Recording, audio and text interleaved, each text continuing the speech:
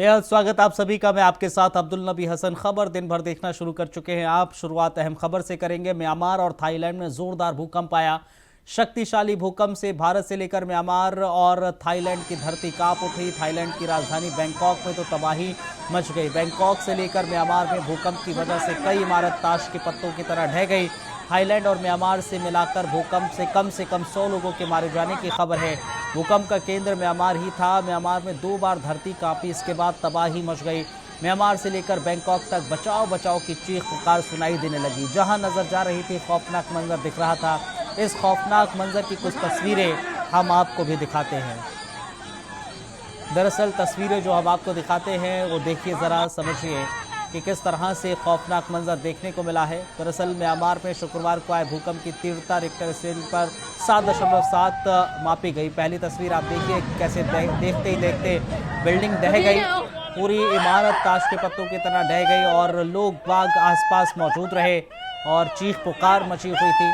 आप देख सकते हैं कि किस तरह से देखते ही देखते इमारत पूरी तरीके से ढह गई है। देखिए आप किस तरह से ढह गई और लोग अपने आप को बचाने के लिए दूर दूर भागते नजर आए और जो लोग आसपास थे वो वहीं पर बैठ गए ताकि किसी भी तरह की कोई दिक्कत ना हो, परेशानी ना हो। हालांकि इन सब में 100 लोगों के मारे जाने की खबर अभी भी निकलकर सामने आई है। आंकड़ा और बढ़ सकता है। एक और तस्वीर अब हम आपको दिखाते हैं। दरअसल ये मेट्रो का है हाल बेहाल, क्योंकि अगर हम देखें बैंकॉक में भी भूकंप के झटके बेहद तेज़ देखने को मिले थे। बैंकॉक में ये मेट्रो है जहां पर पूरी तरीके से ये हिलती नज़र आ रही है। इतने तेज़ भूकंप के झटके दरअसल यहां पर महसूस किए गए थे। इसके अलावा एक और आपको तस्वीर हम दिखाते हैं तस्वीर देखिए ज़रा किस तरह से बिल्डिंग से पानी गिरता हुआ नज़र आ रहा है। बैंकॉक में और आसपास के इलाकों में जो ऊंची ऊंची इमारतें वहां पर मौजूद हैं, इमारतों के ऊपर दरअसल स्विमिंग पूल्स भी रहते हैं, तमाम अलग अलग तरीके की चीज़ें रहती हैं और यही कारण है कि वहां से पानी का बहाव नीचे गिरता हुआ नज़र आ रहा था। बिल्डिंग से नीचे पानी इतना गिरता हुआ नज़र आ रहा था कि लोग बाग उससे भी परेशानी हो रही थी। इसके अलावा एक और आपको तस्वीर हम दिखाते हैं। अब ये तस्वीर देखिए कि किस तरह से इतने तेज़ झटके आए भूकंप के कि पूरा का पूरा मकान ही पूरी ज़मींदोज़ हो गया। आप देख सकते हैं एक हिस्सा कि किस तरह से पूरी तरीके से गिर गया। हालांकि इस घर के अंदर जो लोग मौजूद थे उनको चोटें ज़रूर आई हैं और आसपास के लोगों में दहशत का माहौल देखने को मिला था। कई लोग घायल बताए जा रहे हैं। ये आप तस्वीर देख सकते हैं कि किस तरह से आसपास के इलाकों का जिक्र करें तो आसपास की बिल्डिंग खड़ी हुई हैं, लेकिन जो मकान जो था थोड़ा कमज़ोर था, उसका एक हिस्सा पूरी तरीके से ढह गया। एक और तस्वीर हम आपको दिखाते हैं। अब भूकंप से तबाही का मंजर, तस्वीरें गवाही दे रही हैं ये सब कि किस तरह का मंजर वहाँ देखने को मिला। अब एक और आपको तस्वीर दिखाते हैं। ये तस्वीर देखिए कि किस तरह से जो इमारत पूरी थी, कई मंजिला इमारत पूरी तरीके से धराशाही हो गई, ताश के पत्तों की तरह। कुछ ही सेकंड्स में, पल भर में ज़मींदोज़ ये इमारत हो गई। और आप ये भी देख सकते हैं कि किस तरह से जब ज़मींदोज़ हो रही थी ये इमारत तो आसपास जो लोग थे वो अफरा तफरी वहाँ पर मच गई। लोगों में दहशत का माहौल देखने को मिला। लोग अपनी जान बचाने के लिए इधर उधर भागते फिरते नज़र आए थे। आप ये तस्वीर देख सकते हैं। एक बार फिर से आप इस तस्वीर को देखें कि किस तरह से कुछ ही सेकंड के भीतर इमारत ज़मींदोज़ हो जाती है। लेकिन जो पुल हैं, जो ब्रिज हैं, वो भी पूरी तरीके से टूट गए। जो कनेक्टिविटी है पूरी तरीके से बाधित हो गई। आपातकाल घोषित कर दिया गया है। आप देख सकते हैं कि किस तरह से पुल पूरी तरीके से टूटा हुआ नज़र आ रहा है और ये टूटने का पुल जो टूटा है वो भी भूकंप के तेज़ झटकों की वजह से ही टूटा है। एक और अब आपको तस्वीर हम दिखाते हैं। तस्वीर एक और आप देखिए। ये तस्वीर देखिए, नवनिर्माणित इमारत थी जो बन रही थी और किस तरह से ये भी ज़मींदोज़ हो जाती है, पूरी की पूरी इमारत गिर जाती है। दरअसल ये इमारत बन रही थी, इसको बनाया जा रहा था, यहाँ पर वर्कर्स भी काम कर रहे थे, लेकिन उनको ये पता नहीं था कि ये भूकंप का झटका इतना तेज़ होगा कि इमारत पूरी की पूरी ढह जाएगी ताश के पत्तों की तरह। आप देख सकते हैं जैसे ये देखिए किस तरह से कुछ ही सेकंड में, कुछ पल भर में 4 से 5 सेकंड के भीतर ही ये पूरी इमारत नीचे गिर जाती है, ज़मींदोज़ हो जाती है। जो एम्प्लॉइज़, जो वर्कर्स वहाँ काम कर रहे थे वो अपनी जान बचाने के लिए इधर उधर भागते नज़र आते हैं। तस्वीर ये भी आप देखें कि बाल बाल जान बची है। हालांकि कई लोग मलबे में दबे हुए नजर आ रहे थे, जिनको बचाव किया जा रहा था, जिनका बचाने का कार्य किया जा रहा था। सुरक्षा बलों ने बचाव कार्य तेज किया और कई लोगों की जान बचाई है। हालांकि चोटें जरूर आई हैं, गंभीर चोटें आई हैं। मलबे से बाहर लोगों को निकालने का काम तेजी से शुरू किया गया था। एक और आपको अब तस्वीर दिखाते हैं। तस्वीर ये भी देखिए कि किस तरह से अफरा तफरी का माहौल देखने को मिल रहा है, क्योंकि जैसे ही पता चला कि भूकंप आ रहा है, तेज इधर उधर बिल्डिंग्स गिर रही हैं, तो लोग बाग जितने भी थे वो सभी ऐसी सुरक्षित जगह पहुंचे, पूरे एरिया में पहुंचे जहां पर किसी भी तरह की कोई बिल्डिंग ना हो। लोग रोड पर खड़े हुए नजर आए, अफरा तफरी का माहौल लोगों में देखने को मिला। इसके अलावा एक और तस्वीर अब हम आपको दिखाते हैं। अफरा तफरी के माहौल के अलावा ये तस्वीर देखिए, दहशत के माहौल में चारों तरफ दहशत नजर आ रही है। एयरपोर्ट का ये मंजर है, जहां पर जैसे ही लोगों को पता चला कि भूकंप तबाही मचा रहा है, लोग एयरपोर्ट पर ही बैठ गए और पूरी तरीके से वहीं बैठे रहे जब तक पूरी तरीके से सामान्य स्थिति नहीं हो गई। हालांकि दहशत का माहौल चारों तरफ देखने को मिला, लोग बहुत ज़्यादा दहशत में नजर आए।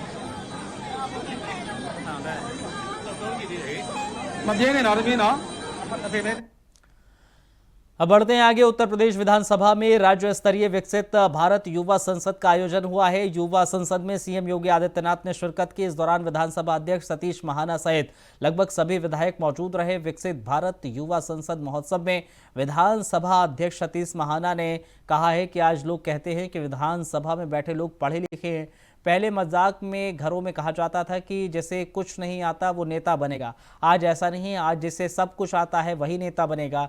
दरअसल आपको बताएं, युवा कार्यक्रम और खेल मंत्रालय के द्वारा कार्यक्रम का आयोजन हुआ था।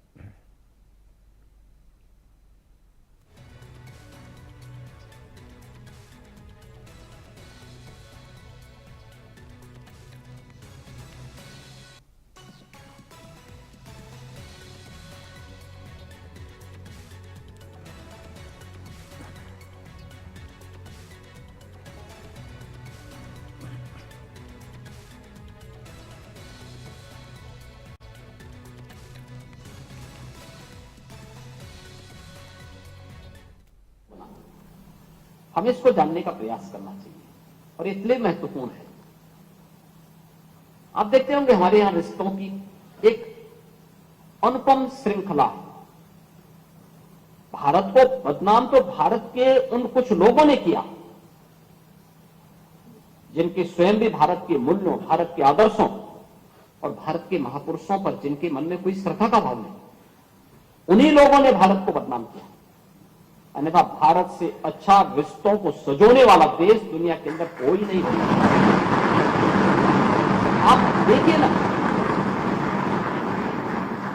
आप किसी भी जगह पर आप जाइए, आप सामान्य रूप से, आज हो सकता है पाश्चात्य कल्चर जहां पे हावी हो गया हो, वहां की बात छोड़ो, सामान्य ठेठ देहाती क्षेत्रों में आप जाएंगे, वहां कोई भी अपरिचित मिलेगा।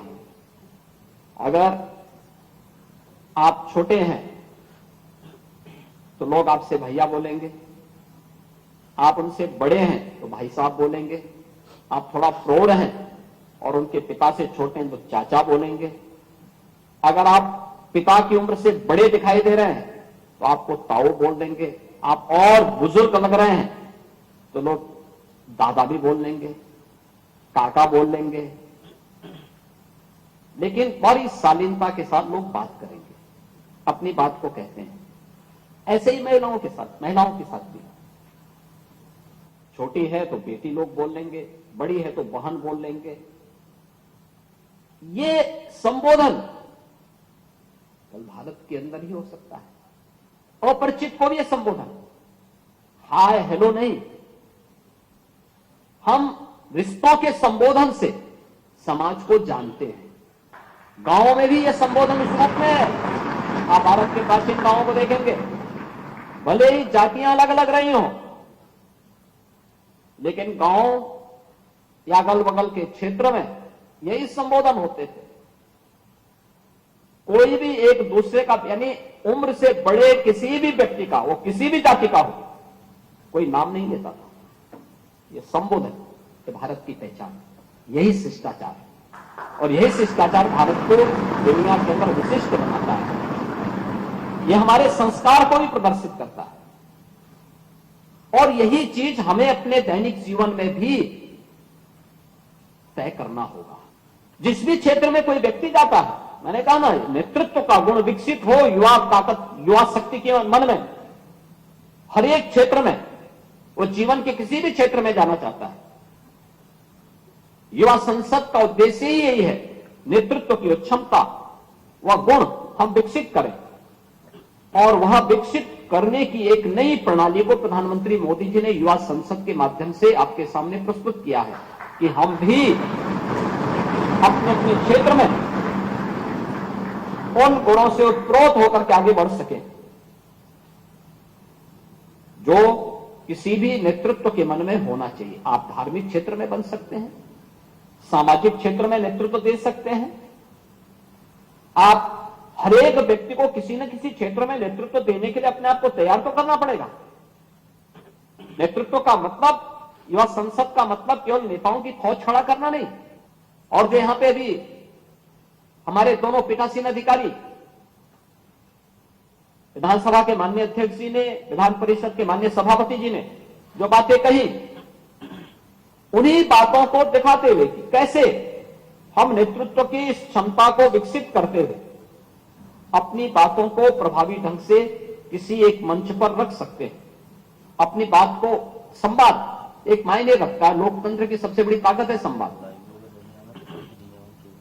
हम अपनी बात को रखने का तरीका, और अगर आप किसी भी क्षेत्र में हैं,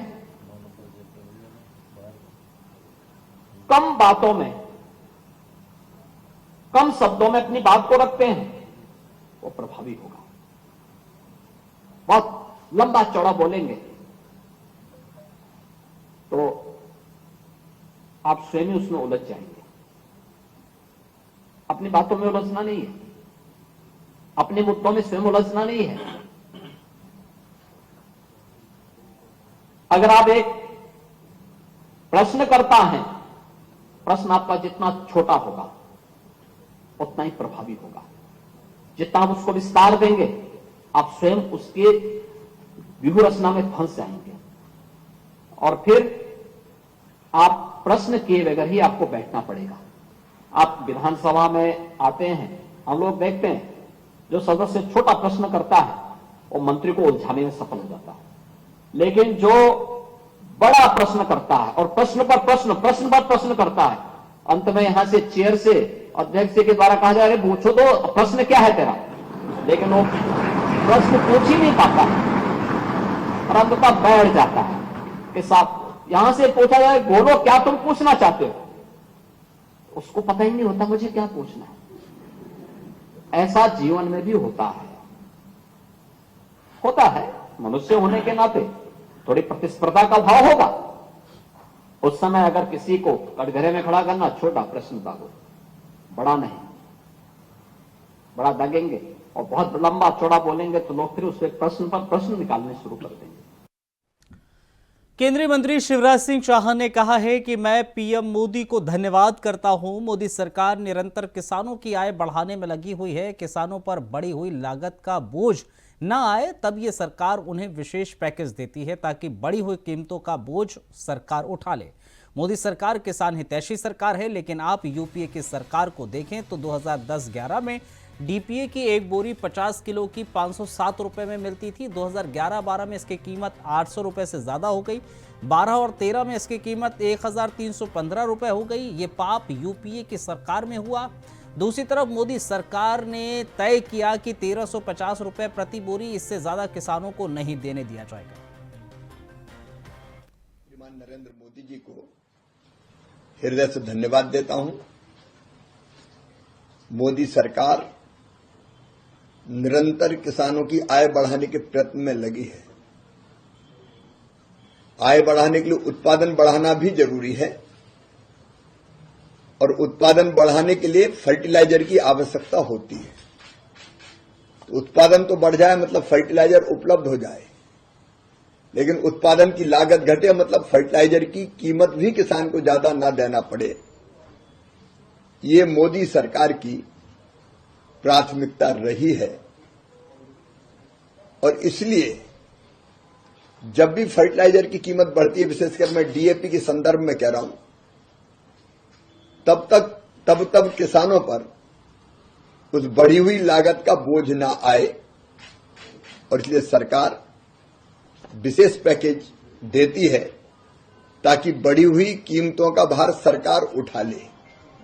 मोदी सरकार किसान हितैषी सरकार है, लेकिन अगर आप यूपीए की सरकार को देखें तो 2010-11 में डीएपी की एक बोरी मिलती थी 50 किलो की 507 रुपया 50 पैसे में। 11-12 में बढ़ा के इसकी कीमत यूपीए ने की,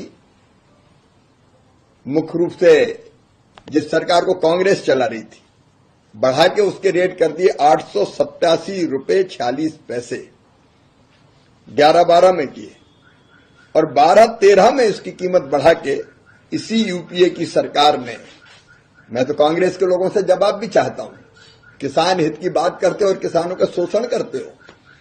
12-13 में बढ़ा के तुमने कर दिया 1315 रुपया और 56 पैसा। 507 रुपया 50 पैसे से 1315 रुपया 56 पैसा करने का पाप डीएपी का 50 किलो की एक बोरी का ये किया यूपीए की सरकार ने। और दूसरी तरफ मोदी जी की सरकार है जिसने तय किया कि 1350 रुपया प्रति बोरी, इससे ज्यादा किसान को नहीं देने देंगे और इसके लिए भारी सब्सिडी लगातार फर्टिलाइजर पर दी जा रही है। इस साल भी लगभग 1,75,000 करोड़ रुपए की सब्सिडी किसानों को सस्ता खाद उपलब्ध कराने के लिए मोदी। रमजान के महीने की आखिरी जुमे की नमाज शांतिपूर्ण ढंग से हो गई है। सभी मस्जिदों में जुमे की नमाज आज पढ़ी गई। सभी जिलों में पुलिस प्रशासन मुस्तैद रही। संभल, लखनऊ, मेरठ, अलीगढ़ जैसे कई जिलों में चप्पे चप्पे पर पुलिस तैनात रही। अगर बात राजधानी लखनऊ की करें तो टीले वाली मस्जिद में आज अलविदा की नमाज अदा की गई।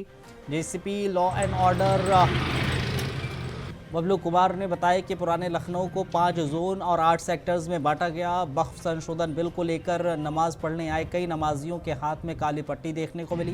काली पट्टी हाथ में बांधकर ये लोग वक्फ संशोधन बिल का विरोध कर रहे थे।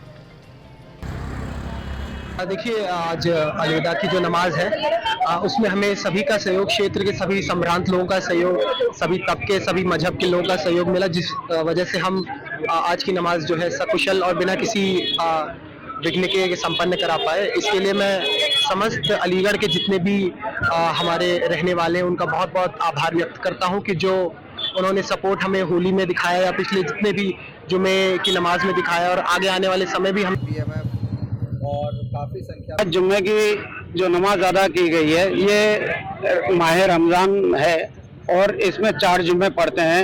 ये चौथा और आखिरी जुम्मा होता है। तो जिस तरह प्रशासन की तरफ से ये बोर्ड लगाए गए हैं कि सड़क पे नमाज ना पढ़ें और जैसा सुनने में आ रहा है कि घरों की छतों पे भी ना पढ़ें, तो मैं आपके संज्ञान में एक बात डालना चाहता हूं कि घरों में ईद और जुम्मे की नमाज अदा नहीं की जाती है। ये सिर्फ ईदगाह में और जामा मस्जिद में ही अदा की जाती है।